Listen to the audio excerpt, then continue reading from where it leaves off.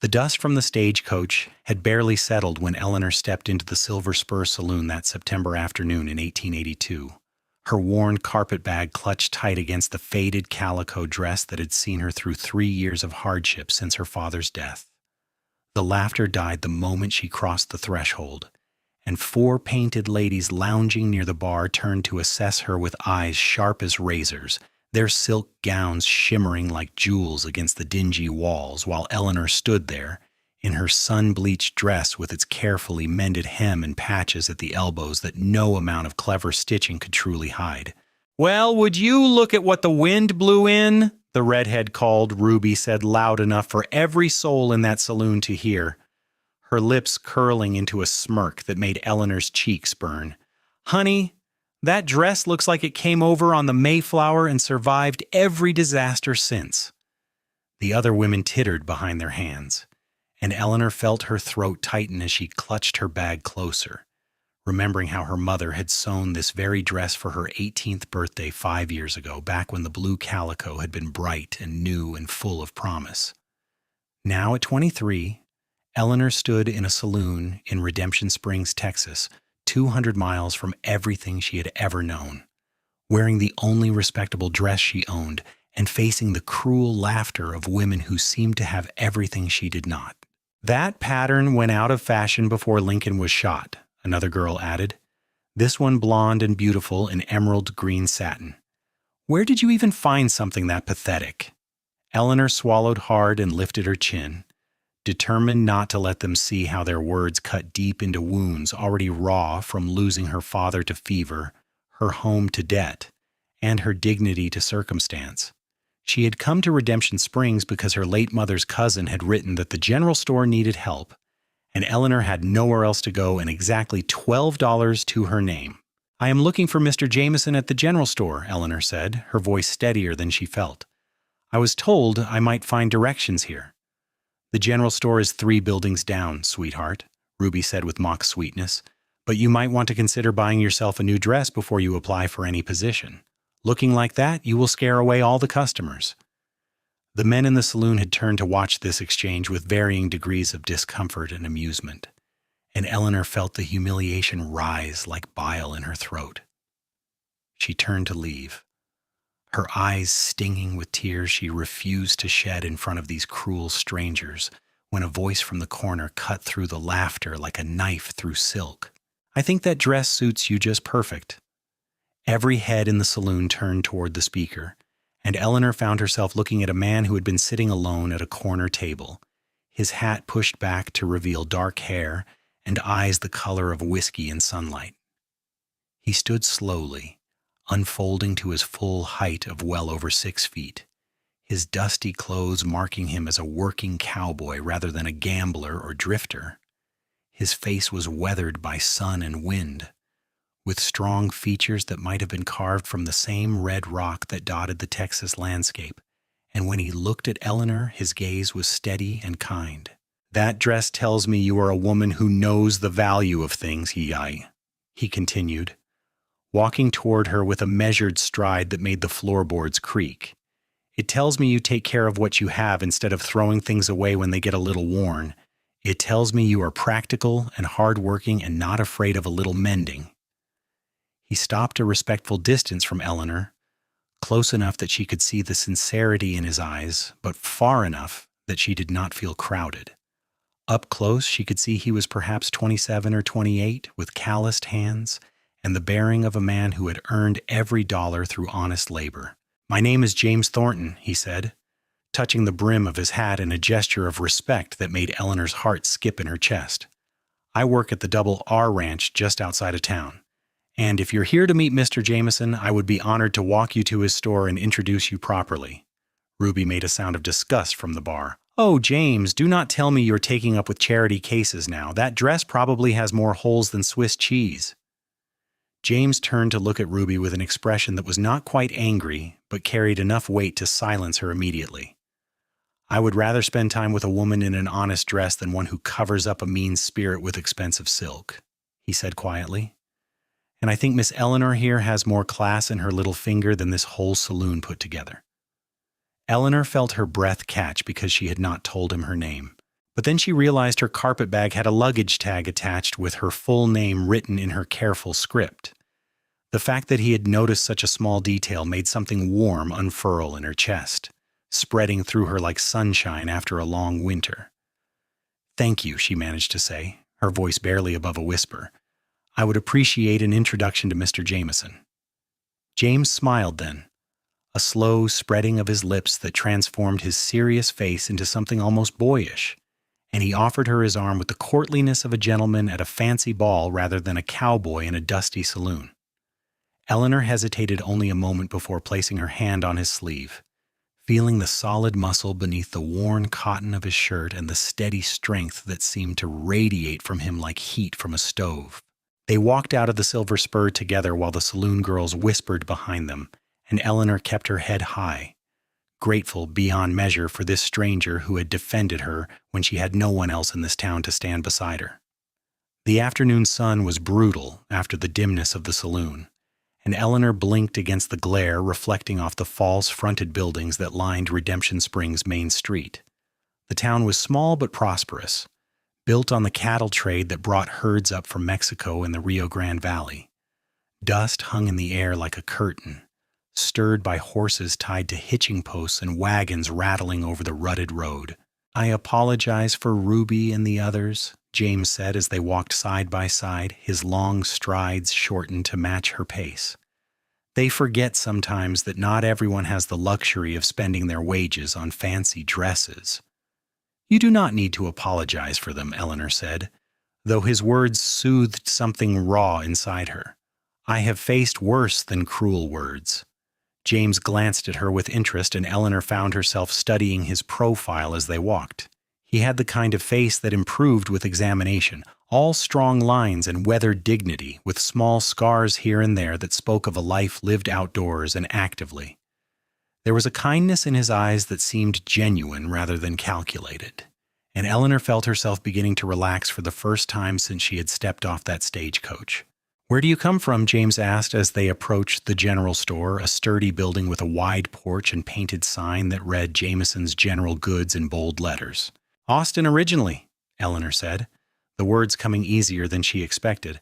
"But my father and I moved to a small farm near Bastrop 3 years ago. He died last month from fever, and the bank took the farm for debts I could not pay." James stopped walking and turned to face her fully, his expression grave with sympathy. "I am sorry for your loss. Losing a father is a hard thing, and losing your home on top of it must feel like the world has ended." Eleanor felt tears prick her eyes again at his understanding, but she blinked them back stubbornly. "Mr. Jameson is my late mother's cousin. He wrote that he needed help with the store, so I sold everything I could not carry and bought a ticket on the stage. I am hoping to make a new start here." "Redemption Springs is a good town for new starts," James said with conviction. "We have our share of rough characters, but most folks here are decent and hardworking. And Mr. Jameson is a fair man. He will treat you right if you work hard." They climbed the steps to the general store porch together, and James held the door open for her with that same courteous gesture that made Eleanor feel like she mattered, like she was worth respecting despite her shabby dress and desperate circumstances. The interior of the store was dim and cool, smelling of coffee and pickles and the dusty sweet scent of dry goods. Shelves lined the walls from floor to ceiling, stocked with everything from canned peaches to bolts of fabric, from horseshoes to fine china. A man emerged from the back room, wiping his hands on his apron. He was perhaps 50 years old, with graying hair and shrewd but kind eyes that assessed Eleanor in a single glance. "You must be Eleanor," he said, his voice warm with welcome. "I received your telegram. I am glad you made it safely." "Thank you for giving me this opportunity, Mr. Jameson," Eleanor said, moving forward to shake his hand properly. "I promise you will not regret it."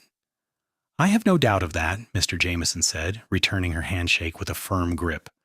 "Your mother was my favorite cousin, and I was sorry to hear of her passing 5 years ago. And now losing your father too, well, family looks after family. You have a place here for as long as you need it." The relief that flooded through Eleanor was so intense it made her dizzy, and she realized she had been holding her breath. half afraid that Mr. Jameson would take one look at her and change his mind about the job. Behind her, she heard James clear his throat softly. "I will leave you to get settled, Miss Eleanor," James said, touching his hat brim again in that gesture she was coming to appreciate. "But I wonder if I might call on you sometime. Perhaps Sunday after church, if you are not too busy?" Eleanor felt her cheeks warm with a blush that had nothing to do with shame, and everything to do with the way James was looking at her, as if she were something precious rather than a burden or charity case. "I would like that very much," she said softly. James smiled that transformative smile again, tipped his hat to Mr. Jameson, and strode out of the store with the confident gait of a man who knew his worth and did not need to prove it to anyone. Eleanor watched him go, her heart doing strange, fluttery things in her chest that she had not felt since before her mother died, and the world had become a harder, colder place. "That is a good man," Mr. Jameson said, following her gaze. "James Thornton has worked at the Double R for 6 years now. Came out here from Missouri after his folks died in a fire. He saved every penny, invested wisely, and now he owns a quarter share in the ranch with old Robert Richardson. In another few years, he will likely own the whole spread when Robert retires." Eleanor turned to look at her cousin with surprise. "He is a part owner?" "That he is," Mr. Jameson confirmed, "but you would never know it from how he acts. He works as hard as any hand, sleeps in the bunkhouse most nights, and treats everyone with respect regardless of their station. When Ruby and those other saloon girls came to town 2 years ago, every unmarried man within 50 miles was sniffing around them like dogs after a bone. But James never showed any interest. Said he was waiting for a woman of substance, not just pretty feathers." Eleanor felt something warm and hopeful bloom in her chest at those words, but she pushed it down firmly. She had known James Thornton for all of 20 minutes, and it would be foolish to start spinning romantic fantasies about a man who had simply been kind to her. Still, she could not quite suppress the smile that tugged at her lips as Mr. Jameson showed her to the small but comfortable room above the store that would be hers, complete with a narrow bed, a washstand, and a window overlooking the main street. The days that followed fell into a pleasant rhythm that soothed Eleanor's bruised spirit like balm on a wound. She woke early each morning to help Mr. Jameson open the store, sweeping the floors and arranging displays while he handled the account books. Customers came in a steady stream, ranchers and their wives, cowboys stocking up on tobacco and ammunition, women buying fabric and thread and sugar for their kitchens. Eleanor learned quickly to measure out flour and beans, to calculate prices and make change, to chat pleasantly with customers while wrapping their purchases in brown paper and twine.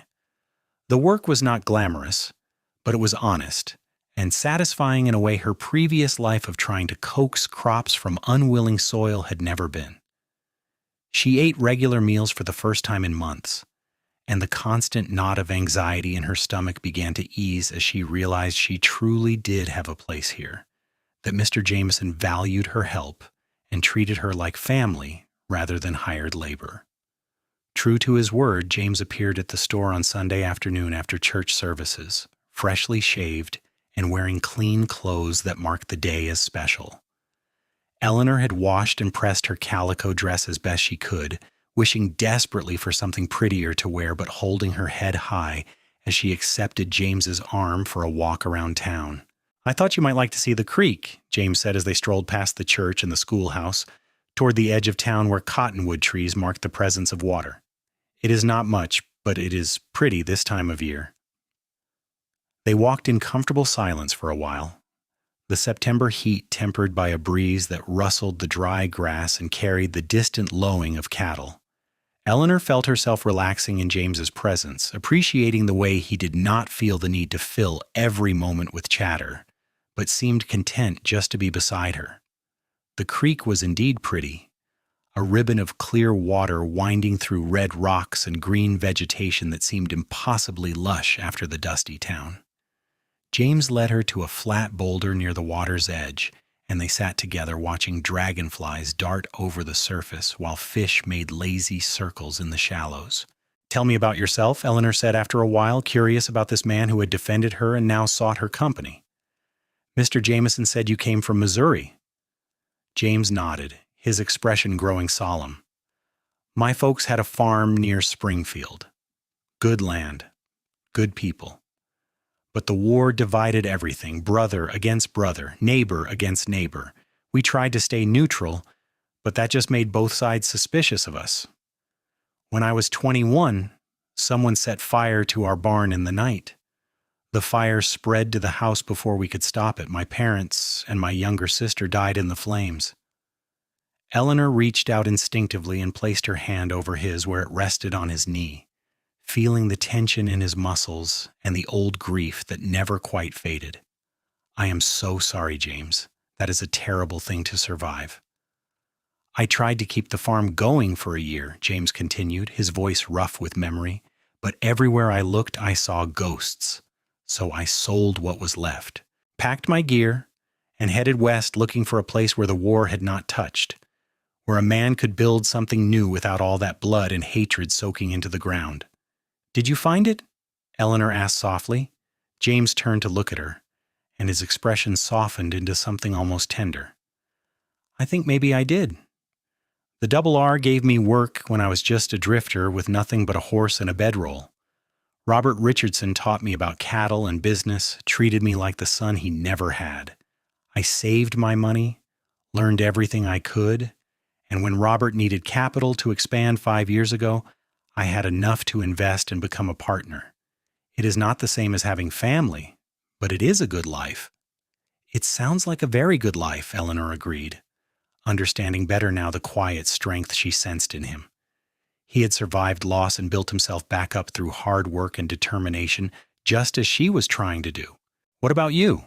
James asked, turning his hand under hers so their palms pressed together, warm and slightly rough. What are your dreams, Eleanor? What do you want from this new life in Redemption Springs? Eleanor considered the question carefully, looking out over the creek while she gathered her thoughts. I want stability, she said finally. I want to not be afraid every moment that everything will be taken away again. I want to build something that lasts, whether it is a business or a home or just a life that has meaning and purpose. I want to matter to someone. You already matter, James said, squeezing her hand gently. You matter to Mr. Jameson, and you matter to me. Eleanor felt her breath catch at the intensity in his gaze, and she saw in his eyes that he meant every word. This was not practiced flattery or empty courtesy. James Thornton was a man who said what he meant, and meant what he said, and the knowledge that she mattered to him sent warmth flooding through her entire body. They sat by the creek for another hour, talking about everything and nothing, sharing stories about their childhoods and their hopes for the future. By the time James walked her back to the store as the sun was painting the sky in shades of orange and pink, Eleanor felt as if she had known him for years rather than days, and when he asked if he could call on her again, she agreed without hesitation. The weeks that followed were some of the happiest Eleanor could remember. James came to town every Sunday without fail, and they would walk together or sit on the store porch in the evening after Eleanor finished work. He brought her small gifts, nothing extravagant, but thoughtful, a smooth stone from the creek, a handful of wildflowers, a book of poems he thought she might enjoy. They talked about everything under the sun, and Eleanor found herself opening up to him in ways she had never opened up to anyone, sharing her fears and dreams and the grief she still carried for her lost parents. In October, James invited her to visit the Double R Ranch, and Eleanor borrowed Mr. Jameson's buggy to drive out with him on a Sunday afternoon. The ranch was impressive, sprawling over thousands of acres of good grazing land, with a sturdy ranch house, a large barn, and corrals full of cattle and horses. Robert Richardson turned out to be a gruff but kind man in his 60s who clearly thought of James's family and welcomed Eleanor with the same warmth. About time this boy found himself a good woman, Robert said while showing Eleanor around the ranch house, which was comfortable if not fancy, with solid furniture and a big kitchen that spoke of meals shared with ranch hands and friends. He has been alone too long, working too hard and not taking time for his own happiness. James showed her his cabin, a small but well-built structure set a little apart from the main house with a porch that overlooked the rolling hills and a vegetable garden that surprised her with its neat rows and healthy plants. I built it 2 years ago, he explained, looking almost bashful. I wanted my own place, somewhere that was truly mine. Robert does not mind, and it gives me space to think and plan for the future. Eleanor could picture that future as she stood on James's porch looking out over land that seemed to stretch forever under the endless Texas sky. She could imagine living here with him, building a life together, raising children who would run free over these hills and grow strong in the clean air and sunshine. The vision was so clear and so powerful that it almost frightened her with its intensity. As if sensing her thoughts, James moved to stand beside her, close enough that their shoulders touched. "I know we have not known each other long," he said quietly, "but I need to tell you something, Eleanor. From the moment I saw you standing in that saloon, refusing to let those women break your spirit, I knew you were special. And every moment I have spent with you since has only confirmed it. You are strong and kind and genuine, and I have fallen in love with you." Eleanor's heart seemed to stop, and then start again, beating so hard she was sure James must be able to hear it. She turned to face him, her eyes searching his face for any sign of doubt or uncertainty, but she found only steady conviction and a tenderness that made her throat tight with emotion. "I love you too," she whispered, the words both terrifying and liberating.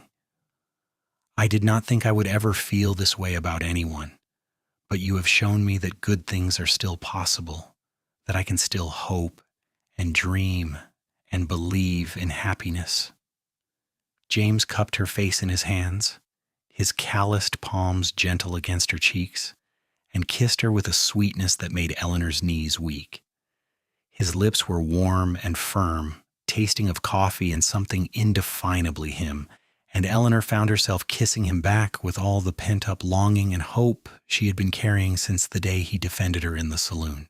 When they finally broke apart, both breathing hard, James rested his forehead against hers and smiled. "I want to marry you, Eleanor.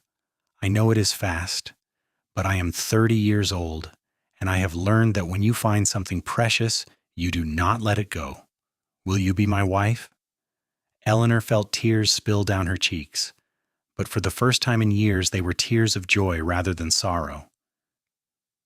"Yes," she said, her voice breaking with emotion. "Yes, I will marry you, James Thornton."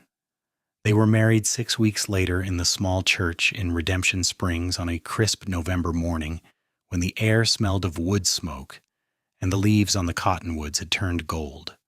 Eleanor wore a new dress that James had insisted on buying for her, a beautiful deep blue wool with ivory lace at the collar and cuffs, but she had carefully folded her old calico dress and packed it in her trunk because it would always remind her of the day her life had changed forever.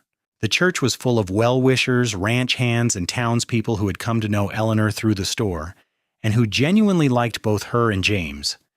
Even Ruby and the other saloon girls attended, though they sat in the back and left quickly after the ceremony. Mr. Jameson gave Eleanor away, and Robert Richardson stood up with James as his best man, and when the preacher pronounced them man and wife, James kissed her with such tenderness and joy that Eleanor felt her heart might burst from happiness.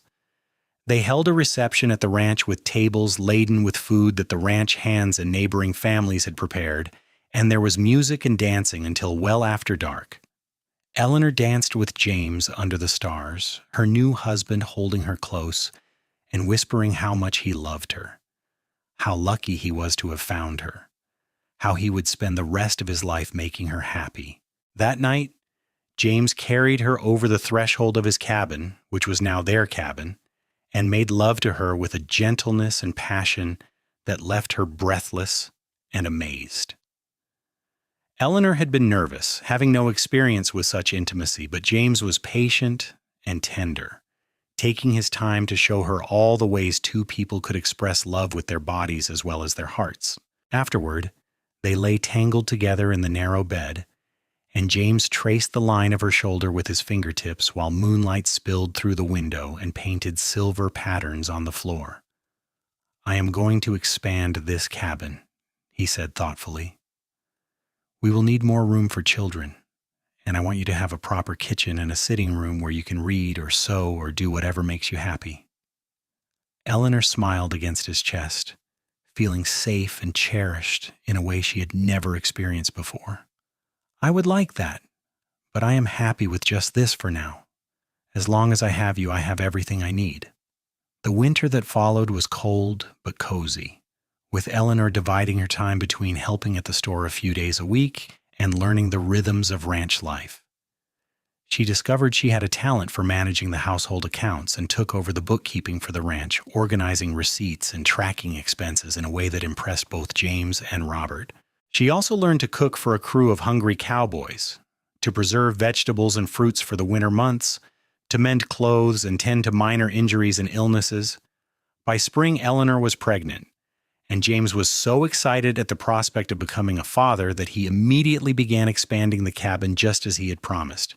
He worked long hours in addition to his ranch duties, sawing and hammering and building with his own hands, determined that their child would come home to a proper house. Robert watched these preparations with fond amusement and finally announced that he was ready to retire and move to San Antonio to live with his sister, leaving the ranch entirely to James. "You have earned this, Homer," he told James firmly. "You have worked harder than any man I have ever known, and you have built this place into something I could never have achieved alone. It is yours now, free and clear, and I know you will make it prosper." James was overwhelmed by the generosity, and Eleanor cried happy tears as they signed the papers that made James the sole owner of the Double R Ranch. They threw a farewell party for Robert that brought people from 3 counties, and when the old man rode away toward his new life in San Antonio, James stood with his arm around Eleanor's expanding waist and tears on his weathered cheeks. Their son was born in early September of 1883, exactly 1 year after Eleanor had arrived in Redemption Springs. The labor was long and difficult, with Eleanor struggling through the heat of a Texas summer while the midwife from town worked to help the baby into the world. James paced outside the cabin like a caged animal, refusing to go do ranch work until he knew both Eleanor and the baby were safe. When the midwife finally emerged to tell him he had a healthy son, James burst into the cabin to find Eleanor exhausted but radiant, holding a red-faced, squalling infant with a shock of dark hair. "He is perfect," Eleanor whispered, looking up at her husband with eyes full of wonder. "He is absolutely perfect." They named him Thomas, after James's father, and the baby thrived under his parents' devoted care. James was a natural father, patient and gentle with his son, rising in the night to walk with Thomas when he cried so Eleanor could rest, teaching him from infancy about the ranch and the animals and the land. 2 years later, Eleanor gave birth to a daughter they named Rose, who had her mother's delicate features and her father's steady temperament. The cabin had become a proper house by then, with 4 bedrooms and a large kitchen where Eleanor could cook for the family and any ranch hands who needed a meal. They added a sitting room lined with bookshelves, and Eleanor slowly filled those shelves with books ordered from catalogs, creating a small library for her children to grow up reading. The ranch prospered under James's ownership, and he was known throughout the county as a fair and honest cattleman who treated his employees well and stood by his word. Eleanor continued to help with the bookkeeping and also established a small vegetable garden that grew into something impressive, providing fresh produce for the ranch and surplus to sell in town. On their 5th wedding anniversary, James gave Eleanor a gift that made her weep with joy. It was her old calico dress, but he had commissioned a seamstress to carefully preserve it under glass in a shadow box frame, along with a small brass plaque that read, "The dress that brought us together, November 1882. I never want us to forget where we started," James said, as Eleanor stared at the framed dress with tears streaming down her face. "I never want us to forget that true worth has nothing to do with fancy clothes or money in the bank. You were just as precious to me in that faded dress as you are now in silk, and I will love you just as much when we are old and gray and our finest days are behind us." Eleanor set the shadow box down carefully and threw her arms around her husband's neck, kissing him with all the love and gratitude in her heart. "You are the best man I have ever known." "Ah," she said fiercely, and I thank God every single day that you walked into that saloon and saw past the shabby dress to the woman underneath. The years rolled by with the steady rhythm of ranch life, marked by roundups and brandings, by harsh winters and blazing summers, by births and deaths, and all the small triumphs and tragedies that make up a life well lived. Thomas grew into a serious, hard-working boy who followed his father everywhere and learned the cattle business from the ground up. Rose was spirited and clever, keeping her parents on their toes and showing an early talent for numbers that pleased Eleanor immensely. In 1889, Eleanor gave birth to twins, another boy and girl they named Samuel and Grace. The house rang with children's laughter and the organized chaos of a large family, and James would sometimes stand in the doorway watching Eleanor with their children and shake his head in wonder that all this blessing had come from that single moment when he had seen a woman being mocked and had chosen to speak up for her. They faced challenges over the years. There were droughts that tested their resources and their faith. There was a winter so harsh that they lost a quarter of their herd. There was the year when rustlers hit 3 ranches in the county, and James had to organize a posse to track them down. But through every trial, James and Eleanor stood together, their love growing deeper and stronger with each passing year. Eleanor never forgot her time of desperation, and she made a point of helping other women who found themselves in difficult circumstances. When a widow arrived in town with 4 children and nothing but the clothes on their backs, Eleanor made sure they had food and shelter and helped the woman find work. When young girls came west hoping to make their fortunes and instead found themselves exploited by men who saw them as commodities, Eleanor offered them alternatives and chances to start over. Even Ruby from the saloon eventually came to Eleanor for help when age and hard living caught up with her and she found herself destitute. Eleanor could have turned her away after the cruel words Ruby had spoken all those years ago, but instead she hired Ruby to help with the household and the children, giving the older woman a chance at dignity and redemption. Ruby repaid that kindness with fierce loyalty and became a beloved fixture in the Thornton household, her sharp tongue now turned to defending the family rather than cutting down strangers. By 1895, Thomas was 12 and already working alongside the ranch hands, learning to rope and ride and handle cattle with his father's patient guidance. Rose at 10 was helping her mother with the younger children and showing signs of becoming a formidable woman in her own right. The twins were 6 and full of mischief, keeping everyone constantly entertained and exasperated in equal measure. James was 43 now, his dark hair threaded with silver and his face more deeply lined by sun and weather, but Eleanor thought he had never been more handsome. He had grown into his role as ranch owner and community leader, serving on the town council and working to bring schools and better roads to the county. He was respected by everyone who knew him, and Eleanor never tired of hearing people speak well of her husband. For her part, Eleanor at 35 had blossomed into a confident woman far removed from the frightened girl who had stepped off that stagecoach 13 years ago. Her calico dress had been faded then, but her spirit had never been anything but strong, and James had seen that truth when others had only seen poverty and judged her wanting. On a September evening in 1895, exactly 13 years after they had met, James and Eleanor sat together on their porch watching the sun set over the ranch while their children played in the yard below. James had his arm around Eleanor's shoulders, and she leaned against him with the ease of long familiarity. "Do you ever think about that day in the saloon?" Eleanor asked softly. James smiled and pressed a kiss to her hair. "All the time. It was the day my real life began." "Mine too," Eleanor agreed. "I was so scared that day, so certain that the world was a cold and cruel place where no one would ever see value in me. And then you spoke up and changed everything." "You would have been fine without me," James said with conviction. "You have always had strength and dignity, Eleanor. I just helped you see it in yourself." Eleanor turned to look at her husband, this good man who had defended her when she had no one, who had loved her when she felt unlovable, who had built a life with her that exceeded every dream she had ever dared to dream. "We helped each other," she corrected gently. "You needed someone to love just as much as I did. We saved each other." James captured her lips in a kiss that was sweet and familiar and still held the spark of passion that had ignited between them all those years ago. When they broke apart, he rested his forehead against hers and smiled. "Best decision I ever made," he murmured. "Speaking up for the woman in the faded calico dress." "Best thing I ever did was walk into that saloon wearing it," Eleanor replied with a laugh. They sat together as twilight deepened into night, and stars began to appear in the vast Texas sky.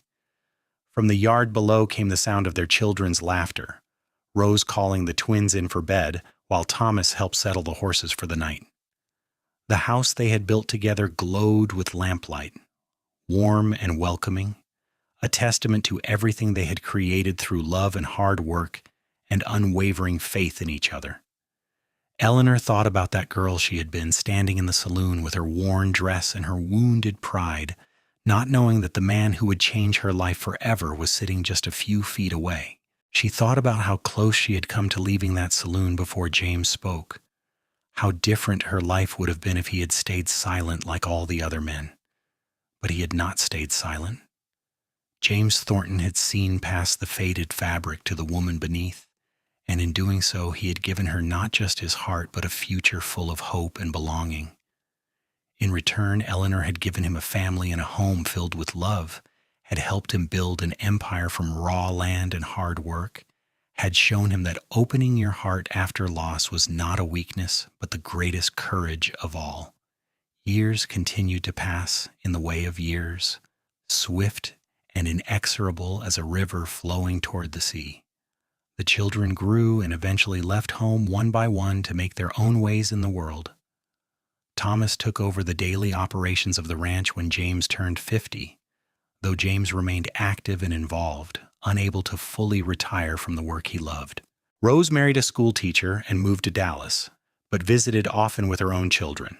The twins eventually headed to different universities, Samuel to study law and Grace to become a doctor, both determined to make their marks on a world that was changing faster than anyone could have imagined at the start of the new century. Through it all, James and Eleanor remained the steady center of an ever-expanding family. Their house became the gathering place for holidays and celebrations, always full of children and grandchildren, and the kind of joyful chaos that comes from a family built on love rather than obligation. Ruby lived with them until she died peacefully in her sleep at 72, and Eleanor wept at her funeral because the woman who had once mocked her had become one of her dearest friends. Mr. Jameson passed away in 1903, leaving his store to Eleanor in his will, and she ran it successfully for another 10 years before selling it to invest the profits back into the ranch. In 1910, on a warm spring afternoon, James and Eleanor took a trip back to Redemption Springs, which had grown from a dusty cattle town into a proper city with paved streets and electric lights. The Silver Spur Saloon was long gone, replaced by a bank, but the general store still stood, though much expanded and modernized.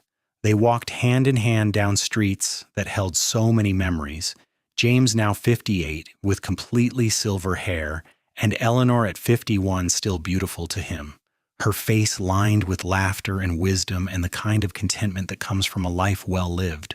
They visited the church where they had been married, and the creek where James had first told her he loved her, finding their old sitting rock still there and resting on it while they reminisced about the young people they had been.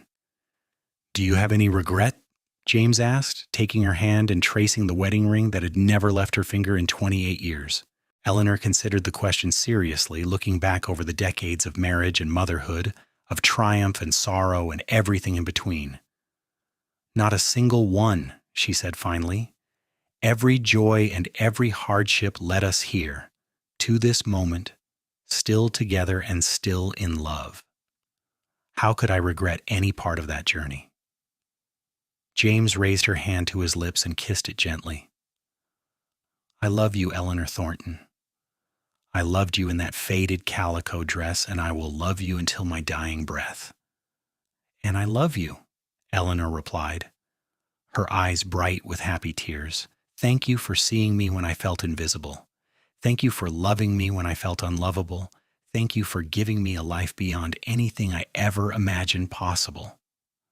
They returned to the ranch as the sun was setting, driving their automobile along roads that had once been traveled only by horse and wagon, marveling at how much the world had changed and how some things, like the love between a man and a woman, remained constant through all the changes. The years continued their march, and James and Eleanor grew old together in the house they had built, surrounded by children and grandchildren, and eventually great-grandchildren.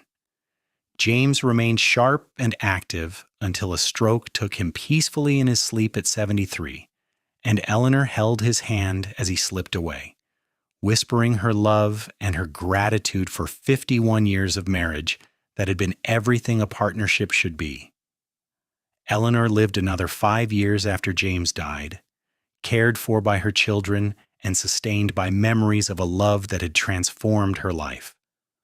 On the night before she died at 79, her family gathered around her bed, and her last conscious act was to ask for the shadow box that held her faded calico dress.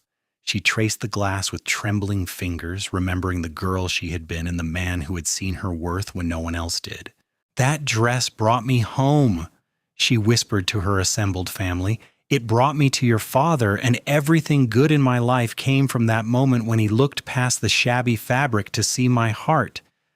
Never judge people by their appearances, my darlings. Look deeper, see their souls." She died peacefully that night with her children holding her hands, and they buried her beside James on a hill overlooking the ranch they had built together. The shadow box with the calico dress was passed down through generations of Thornton family members, a reminder that true love sees beyond surface appearances to the qualities that really matter, that kindness and courage can change the course of a life, and that sometimes the most precious things come wrapped in the most humble packages. The ranch continued to prosper under Thomas's leadership and eventually under his sons, and the Thornton name became synonymous with integrity and generosity throughout Texas. Family legend held that it all started because a cowboy had defended a woman in a faded dress, and because that woman had the strength to accept love when it was offered despite her own wounds and fears. In the small museum that the town of Redemption Springs eventually established to preserve local history, there hung a faded calico dress in a shadow box beside a photograph of James and Eleanor Thornton on their 50th wedding anniversary. The plaque beside it told their story in simple words that never failed to move those who read it, a testament to the truth that real love looks beyond wealth and beauty to find the treasures that lie within the human heart. And so the story of the saloon girls who mocked her and the cowboy who said her dress suited her just perfect became more than just a family tale.